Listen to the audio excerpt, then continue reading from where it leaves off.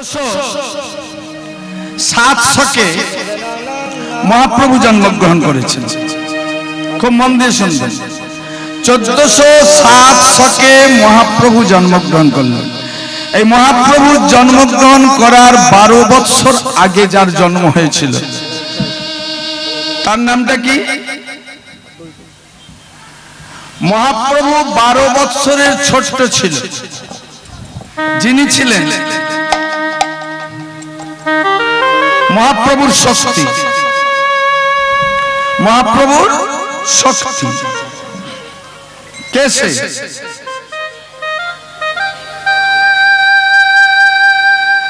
আচ্ছা মায়েরা বলুন, মায়েদের একটা প্রশ্ন করুন।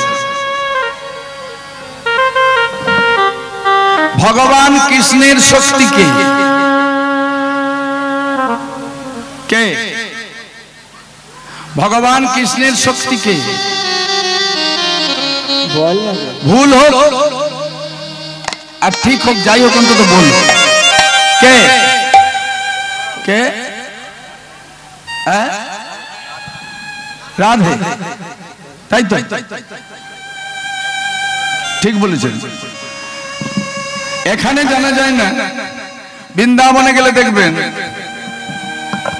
প্রবেশ করার সাথে সাথেই কেউ কৃষ্ণ বলে না, কি বলে? জয় রাধে, জয় রাধে, জয় রাধে, জয় রাধে।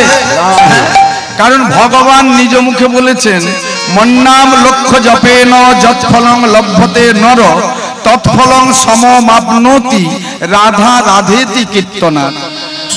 ভগবান কৃষ্ণ নিজ মুখে বলেছেন, আমার নাম লক্ষ্যবার জপ করলে জীব যে ফল পায়, কেউ যদি আমার শক্তি, আমার প্রেমদায়িনী শ্রীমতী রাধা রানীর নাম একবার কীর্তন করে, একবার ভক্তি ভরে রাধে বলে, সেই ফলই পায়। ভগবান কৃষ্ণ নিজ মুখে বলেছেন, আমার কৃপা পেতে গেলে সর্বপ্রথমে আমার প্রেমদায়িনী, আমার শক্তি শ্রীমতী রাধা রানীর কৃপা লাভ করতে হবে।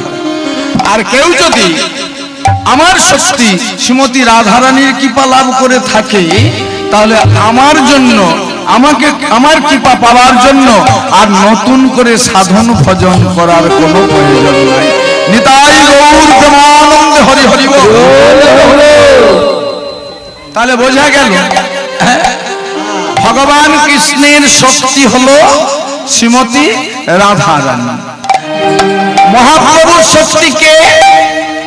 এবার বলুন, মহাপ্রভুর শক্তি কে? কে মহাপ্রভুর শক্তি? এই তো এখান থেকে বললেন কে? রাধারানী। হরি বল, হরি বল, হরি বল। ভক্তমন্ডলী, ভক্তমতী মায়েরা, ভুল কথা মা। কৃষ্ণের শক্তি রাধারানী, কিন্তু মহাপ্রভুর শক্তি রাধারানী নয়। যেমন রাধারানী না থাকলে কৃষ্ণকে কেউ চিনত না। আর নবদ্বীপে মহাপ্রভুর শক্তি হলো, শুনে নিন, মহাপ্রভুর শক্তি হলো নিত্যানন্দ প্রভু। নিত্যানন্দ প্রভু, নিত্যানন্দ প্রভু না থাকলে মহাপ্রভুকে কেউ চিনত না, কেউ চিনত না। মহাপ্রভু জন্মগ্রহণ করার 12 বৎসর পূর্বে নিত্যানন্দ প্রভু জন্মগ্রহণ করেছে। নিত্যানন্দ প্রভুর যেদিন উপনয়ন, 12 বৎসরের উপনয়ন হয়েছিল, সেই উপনয়নের দিনে মহাপ্রভু জন্মগ্রহণ করলেন। তাহলে বুঝতে পারলেন, মহাপ্রভু নিত্যানন্দ প্রভুর চেয়ে 12 বৎসরের ছোট। আহা, আজকে যার লীলাটি শ্রবণ করবেন তিনি হলেন নিত্যানন্দ মহাপ্রভু। নিত্যানন্দ মহাপ্রভুর শুভ পরিণয়। লীলাটি হলো নিত্যানন্দ প্রভুর শুভ পরিণয়। আহা, হরি বল, হরি বল, হরি বল। নিত্যানন্দ প্রভু জন্মগ্রহণ করেছেন কোথায়? যাবার চেষ্টা করবেন। অনেকে তারাপীঠ চলে যান মাকে দর্শন করার জন্য। আরেকটু কষ্ট করবেন, ওই জায়গাটা যাবার চেষ্টা করবেন। তারাপীঠ থেকে বেশি নয়, মাত্র 8 কিলোমিটার। 8 কিলোমিটার গেলেই নিত্যানন্দ প্রভুর জন্মস্থানে গিয়ে পৌঁছে যাবে। নিত্যানন্দ প্রভুর জন্মস্থান হলো বীরভূমের একচক্কা গ্রামে। একচক্কা গ্রাম ওই তারাপীঠ থেকে মাত্র 8 কিলোমিটার গেলেই একচক্কা গ্রাম দেখবেন, সেখানে নিত্যানন্দ প্রভুর মন্দির আছে। নিত্যানন্দ প্রভুর পিতার নাম হলো, মন দিয়ে শুনুন, নিত্যানন্দ প্রভুর পিতার নাম হলো হারাই পণ্ডিত, পদবীটা হলো ওঝা। হারাই ওঝা, সবাই বলতো হারাই পণ্ডিত। মায়ের নাম হলো পদ্মাবতী। পদ্মাবতী। আহা, বাল্যকালে নিত্যানন্দ প্রভুকে সবাই ডাকতো কুবের বলে, চিদানন্দ বলে, বিভিন্ন নামে ডাকতো। কিন্তু সবাই বলে নিত্যানন্দ। আহা, মহাপ্রভু জন্মগ্রহণ করলেন, একটু একটু করে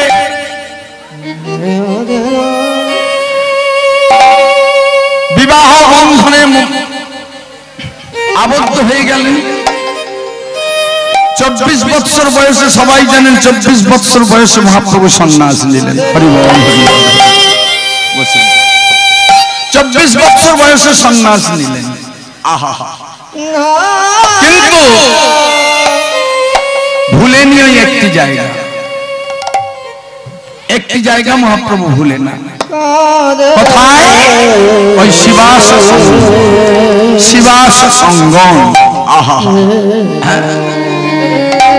তাই সন্ন্যাসের পরে নিত্যানন্দ প্রভু একদিন এসে হাজির হয়ে গেল ওই শিবাস অঙ্গনে। আহা, শিবাস অঙ্গনে এসে সবাইকে সঙ্গে নিয়ে নামে মাতোহারা হয়ে উঠল। এক সময় মহাপ্রভু নিত্যানন্দ প্রভুকে কাছে ডেকে বলল, শোনো নিতাই, তোমার সঙ্গে আমার একটি গোপন কথা আছে। একটি গোপন কথা আছে। কি কথা? সবার সামনে ডেকে মহাপ্রভু নিত্যানন্দ প্রভুকে বলছে, শোনো নিতাই, আমি তো সন্ন্যাস নিলাম, হ্যাঁ, তুমি যেন সন্ন্যাসী হইও না, তুমি যেন বৈরাগী হইও না। গাহস্থ জীবন অবলম্বন করে জীবের শান্তির জন্য, জীবের মুক্তির জন্য দ্বারে দ্বারে মহামন্ত্র কৃষ্ণ নাম তুমি বিতরণ করো। ভক্তমন্ডলী, ভক্তমতী মায়েরা, নিত্যানন্দ প্রভুকে এই কথা বলেই মহাপ্রভু চলে গেলেন। নিত্যানন্দ প্রভু মনে মনে ভাবছে, প্রভু গো, তুমি তো বলে চলে গেলে, কিন্তু গাহস্থ জীবন অবলম্বন করতে গেলে আমাকে তো বিবাহ করতে হবে। কিন্তু বলো প্রভু, কে দেবে আমায় পাত্রী?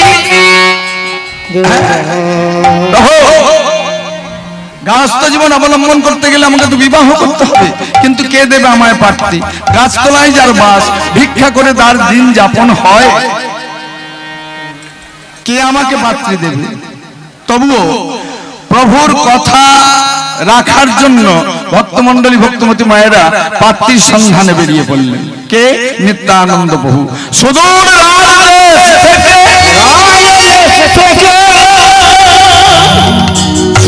রাজদেশ থেকে পাত্রীর সন্ধান করতে করতে এসে হাজির হয়ে গেল কোথায়?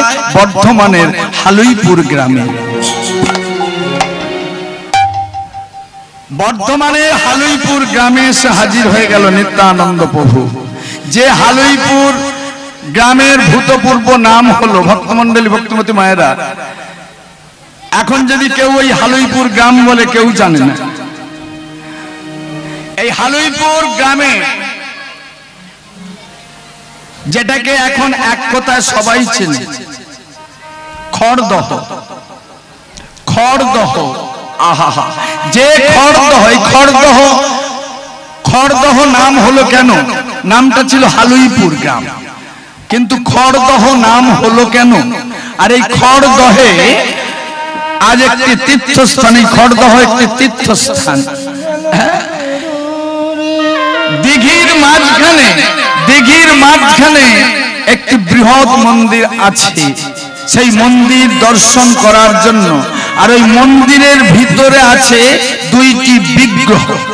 সেই বিগ্রহ দর্শন করার জন্য ভক্তমণ্ডলী, ভক্তমতী মায়েরা কাতারে কাতারে ভক্তমণ্ডলী সবাই প্রতিদিন যায়। কিন্তু আগে তীর্থস্থান ছিল না।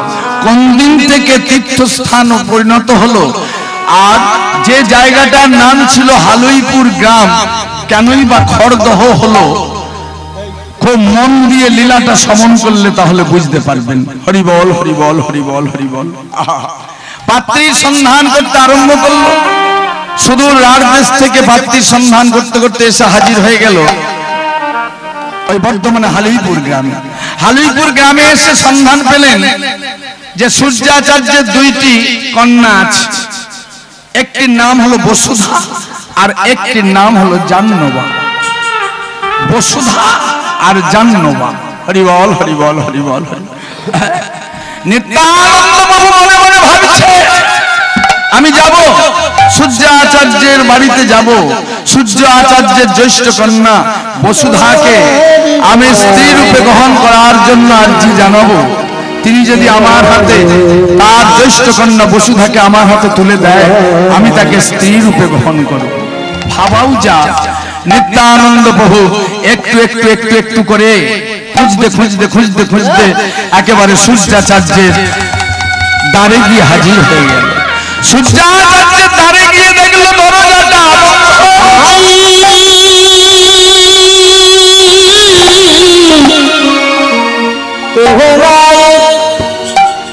সূর্যাচার্যের দ্বারে গিয়ে দেখলো দরজাটা বন্ধ।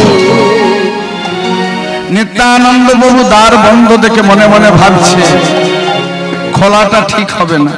দ্বার যখন বন্ধ, ভিতরে নিশ্চয়ই কেউ আছে। হ্যাঁ, কান পেতে শুনছে ভিতরে কারা যেন গাইছে। কারা? ভিতরে আছে চারজন। কে? সূর্যাচার্য, সূর্যাচার্যের স্ত্রী নাম হলো ভদ্রাবতী, ভরকন্যা বসুধা আর জাহ্নবা। প্রতিদিন সূর্যাচার্য ভিক্ষায় যায়, ভিক্ষা করে ভিক্ষালব্ধ বস্তু যা পায় ভদ্রাবতীর হাতে তুলে দেয়। ভদ্রাবতী মা রন্ধন করে নিয়ে তাদের উপাস্য দেবতার সেই ছোট্ট মন্দিরে গিয়ে উপাস্য দেবতার সেবা দেয় আর অবিরাম গায়। সবাই মিলে আরাধ্য দেবতার পূজা করত, অবিরাম গাইত।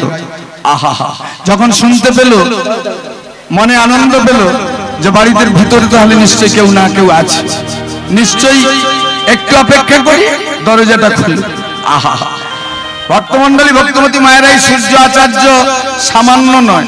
সূর্য আচার্য ছিল একজন বৈষ্ণব। বৈষ্ণব যেমন তেমন বৈষ্ণব নয়। বৈষ্ণব তাকে বলে তিলকম তুলসী মাল্যং শিখা কৌপিন বহির্বাস হরিনাম সদা মুখে বৈষ্ণব পঞ্চলক্ষণ। যিনি বৈষ্ণব হবেন এই পাঁচটি লক্ষণ থাকতে হবে। তিলক, তুলসীর মালা, শিখা, ডোরকৌপিন বহির্বাস আর বদনে থাকবে মহামন্ত্র কৃষ্ণ নাম। যিনি বৈষ্ণব হবেন, যিনি বৈষ্ণব হবেন তার আহার কি হবে? সাত্বিক আহার। সাত্বিক আহার। অনেকে বলেন আমি নিরামিষ খাই, নিরামিষ ভোজি, আমি নিরামিষ ভোজি, নিরামিষ খাই। আহা, শুনে রাখুন ভক্তমণ্ডলী, ভক্তমতী মায়েরা শুনে রাখুন, এ পৃথিবীতে নিরামিষ বলে কিছু নাই। যারা এই কথাটা বলেন শাস্ত্র তারা পড়ে না, মুখের কথায় হবে না। হরিবল হরিবল হরিবল। আহা, একটু পড়াশোনা করতে হবে। নিরামিষ বলে কিছু নাই।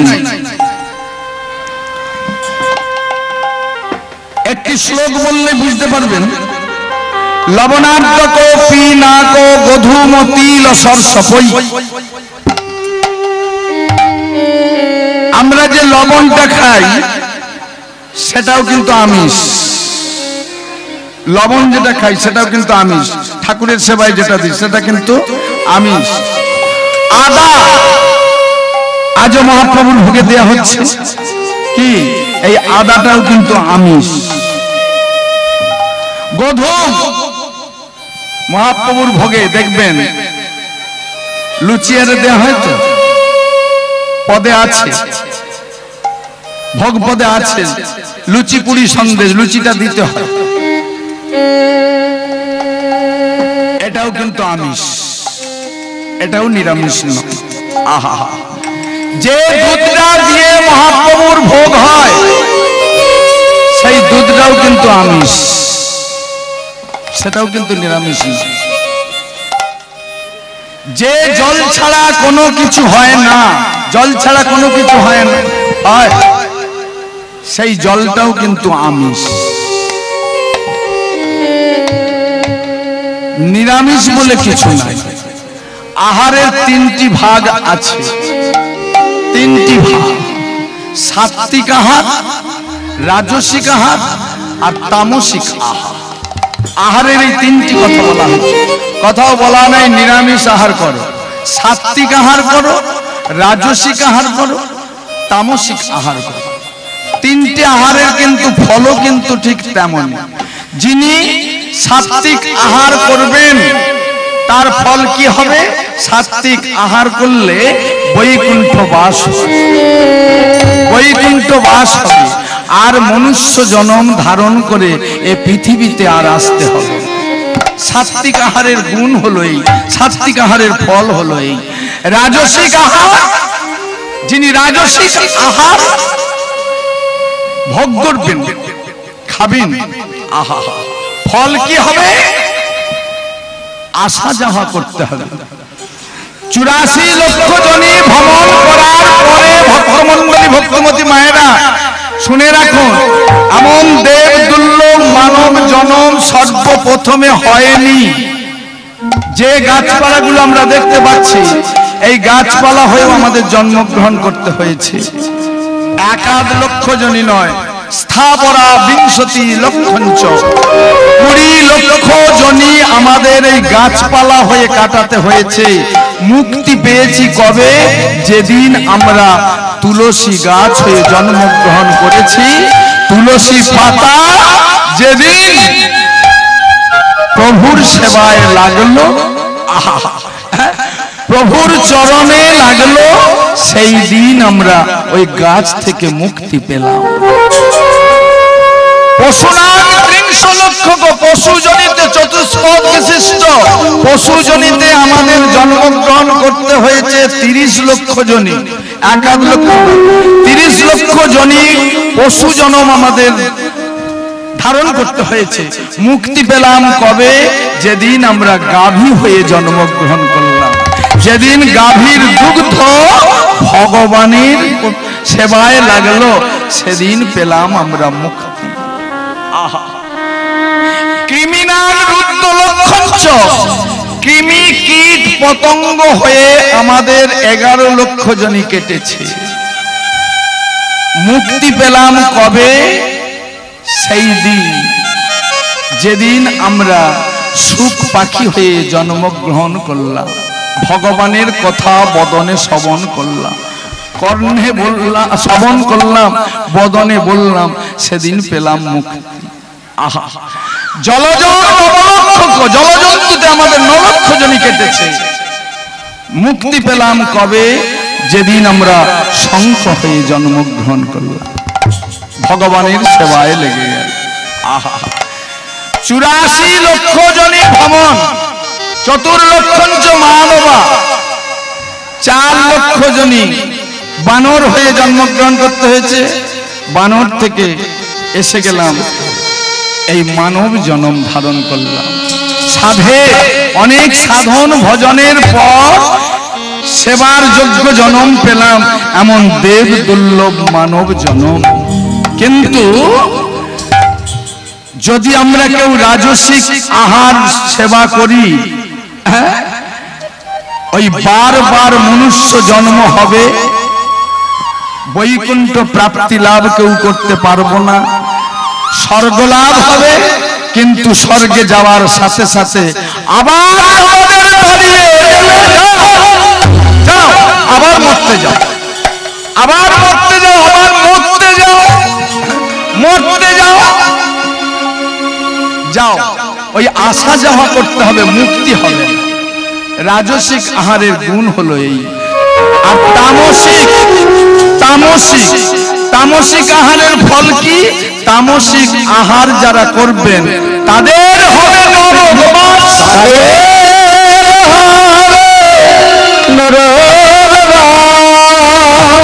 তামসিক আহারের ফল হলো নরকবাস।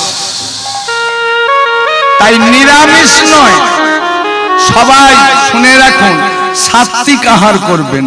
সাত্বিক আহার হলো যাই খান না কেন ভগবানকে নিবেদন করে তবেই খাবেন, প্রসাদ হবে, সেই প্রসাদ ছাড়া খাবেন না। এটা হলো সাত্বিক আহার। সাত্বিক আহারের ফল হলো প্রসাদ খেলে ভগবানের চরণে ঠাঁই হয়ে যাবে, বৈকুণ্ঠ প্রাপ্তি লাভ হবে।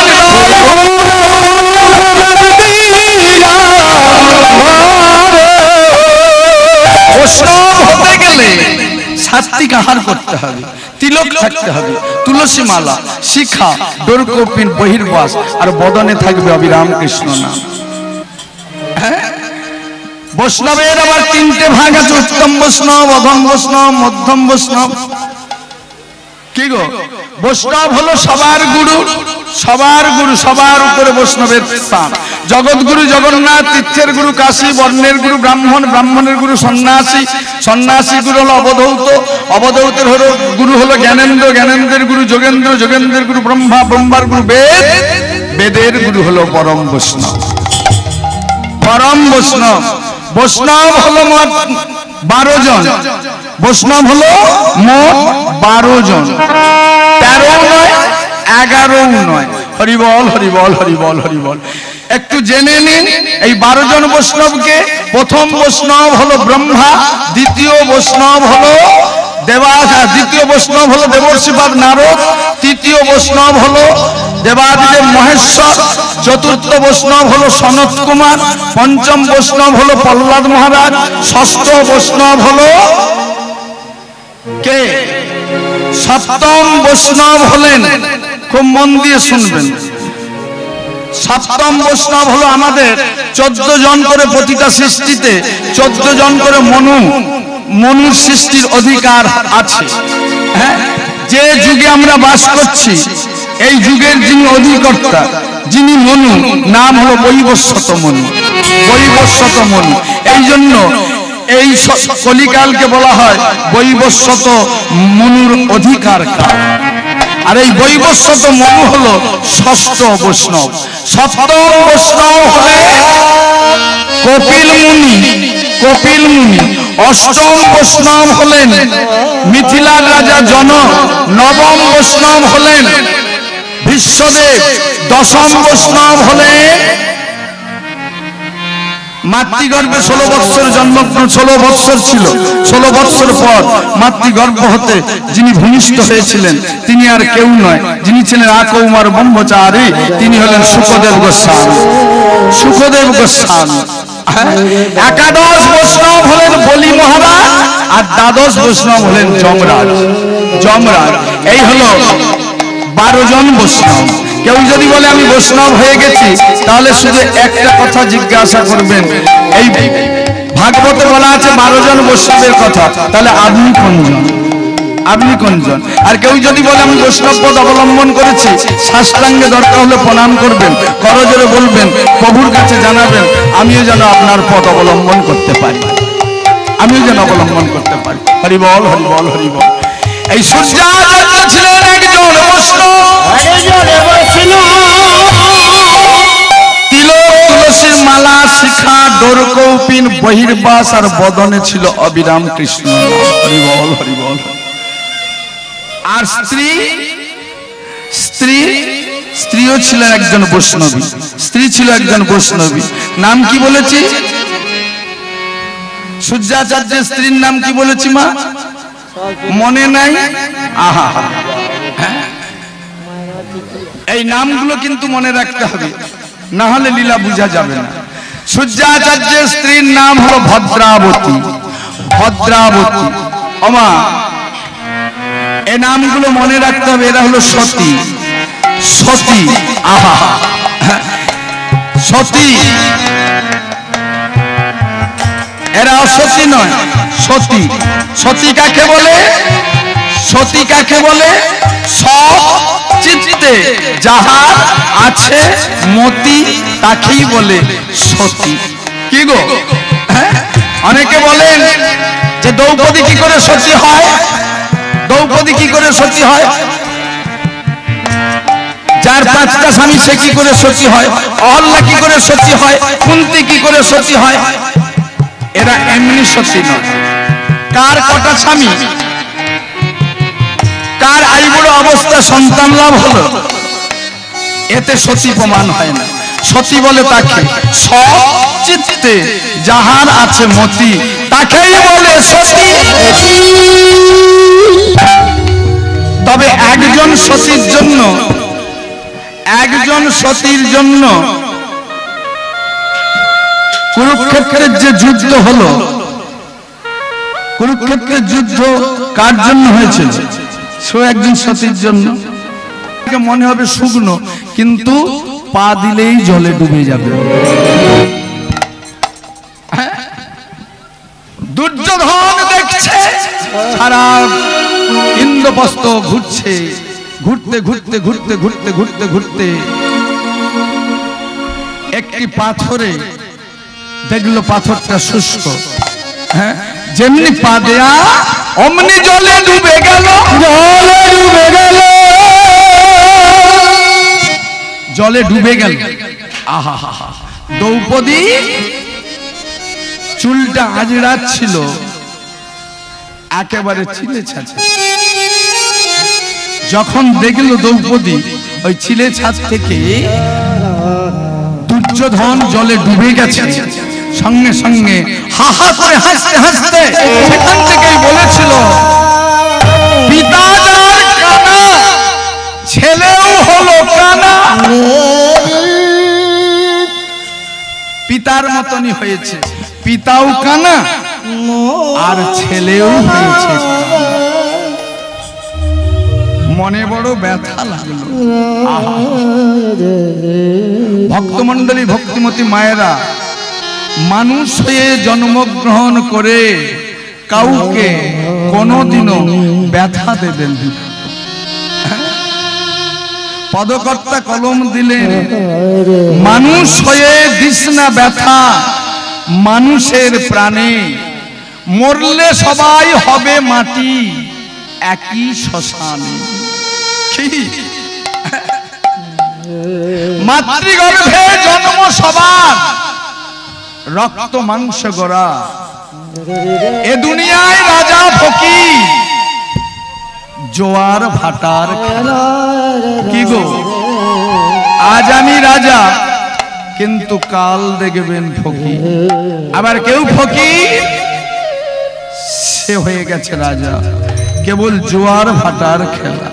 আহা, তাই মানুষ হয়ে দিস না ব্যথা মানুষের প্রাণে, মরলে সবাই হবে মাটি একই শ্মশান।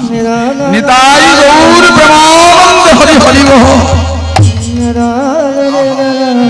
কারো মনে ব্যথা দিতে নাই। দ্রৌপদী যেমনি বলল, সঙ্গে সঙ্গে সঙ্গে সঙ্গে দুর্যোধন ব্যথা সহ্য করতে পারল না। আহা, দুর্যোধন দুঃশাসনকে ডাকলো, দুঃশাসন যাও, ওর চুলের মুঠিটা ধরে টানতে টানতে আমার কাছে এসে আমার উরু দেশে বসিয়ে দাও, আমার উরু দেশে বসিয়ে দাও।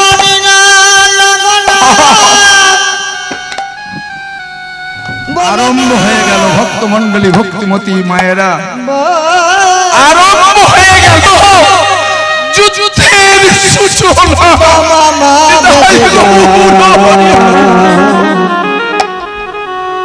ওকে টানতে টানতে চুলের মুঠি ধরে টানতে টানতে আমার উরু দেশে টানতে টানতে উরু দেশে নিয়ে এসে বসিয়ে দিল। সহ্য করতে পারল না, আরম্ভ হয়ে গেল যুদ্ধ। একমাত্র কারণই হলো কুরুক্ষেত্রের যুদ্ধের একমাত্র কারণই হলো দ্রৌপদী। সতী ছিল ঠিকই, কিন্তু সব লন্ডভন্ড করে দিল, লন্ডভন্ড করে দিল। সেই যে ভাইয়ে ভাইয়ে যুদ্ধ, সেই যে যুদ্ধ বাঁধলো, সেই যুদ্ধ 18 দিনের দিনে কুরুক্ষেত্রের যুদ্ধ সমাপ্ত ঘোষণা করা হয়েছিল ঠিকই, কিন্তু আজও সে যুদ্ধ ভাইয়ে ভাই, আজও সে যুদ্ধ থামেনি। থেমেছে? থেমেছে? সেদিন ছিল মাঠে, আর আজ হয়ে গেছে ঘরে ঘরে সেই ভাইয়ে ভাইয়ে যুদ্ধ। কেন?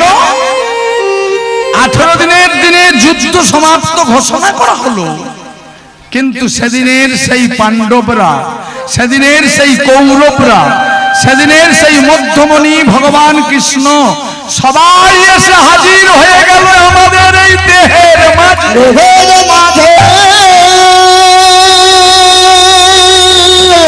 আমাদের এই দেহের মাঝে সবাই এসে উপস্থিত হয়ে গেল। আমাদের এই দেহের মাঝে পাণ্ডবরাও আছে। এই যে 3.5 হাত ভক্তমন্ডলী ভক্তিমতী মায়েরা, এই যে 3.5 হাত দেহটা, এই 3.5 হাত দেহের মধ্যে পাণ্ডবরাও আছে, কৌরবরাও আছে, আবার মধ্যমণি ভগবান কৃষ্ণ আছে। আহা, কোথায় কে আছে? দুটি রাজ্য। আমার দিকে একটু তাকাতে হবে। দুটি রাজ্য, নাভি থেকে উপরের দিকে একটি রাজ্য, আর নাভি থেকে নিচের দিকে একটি রাজ্য।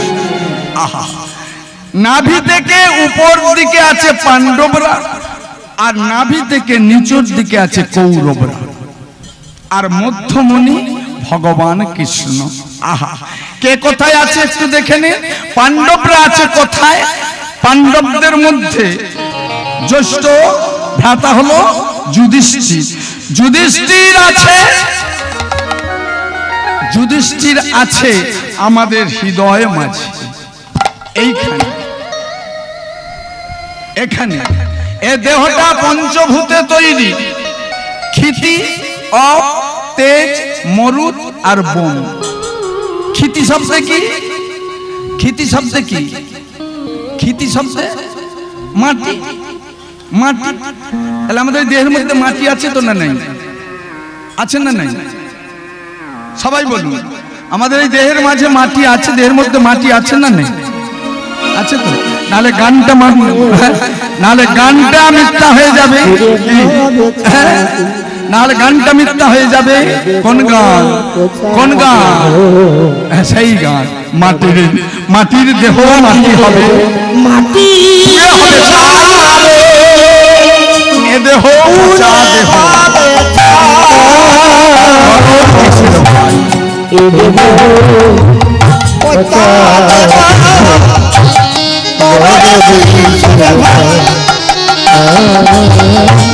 মাটির দেহ মাটি হবে, পুড়ে হবে ছাই এ দেহ পচা দেহ, গরম গ্রীষ্মের ভাই। মাটির দেহ মাটি হবে, পুড়ে হবে ছাই দেহ পচা দেহ, গরম গ্রীষ্মের ভাই। অজক্ষর মাটিতে তোমরে যেমন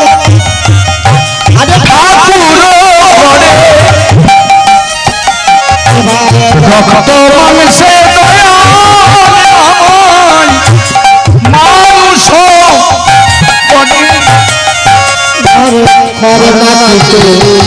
তোমরে যেমন ঠাকুর গাবে এবারে চরতে মানুষে জানে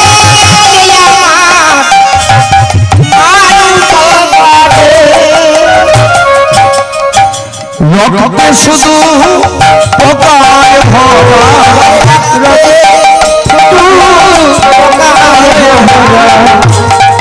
পুরে পুরে এ দেহ পচা গরম কিসে পচা দেহ গরম কিসে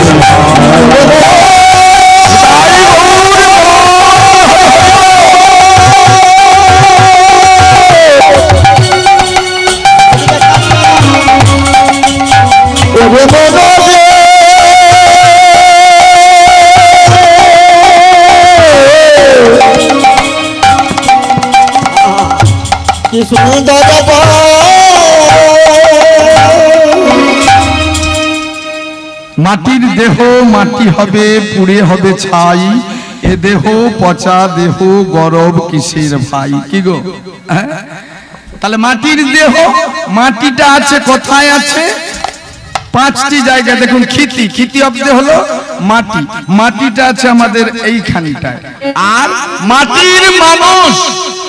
মাটির মানুষ যুধিষ্ঠির আছে আমাদের হৃদয়ে মাঝে আহা তাহলে খিতি হয়ে গেল তেজ পঞ্চভূতের মধ্যে দ্বিতীয় ভূত হলো তেজ তেজ তেজ মানে শক্তি এই তেজ ভূতটা কোথায় আছে এই তেজ ভূতটা আছে আমাদের দুটো হাতে আর এই দুটো হাতে কে আছে এই দুটো হাতে বাস করছে ভীম ভীম একটু লক্ষ্য করতে হবে কিন্তু তাহলে যুধিষ্ঠির আছে হৃদয়ে মাঝে দুটো হাতে আছে ভীম ক্ষিতি তেজ হয়ে গেল অপ অপ শব্দ হলো জল জল জলটা কোথায় আছে দেখবেন একটু একটু এদিক ওদিক করলে দেখবেন কলকল করছে কি জলটা আছে আমাদের এইখানে কি এইখানে বাস করছে কে অর্জুন অর্জুন তাহলে ক্ষিতি অপ তেজ মরুত মরুত মরুত শব্দ হলো বাতাস বাতাস বাতাসটা আছে কোথায় কণ্ঠে আর এইখানে বাস করছে কে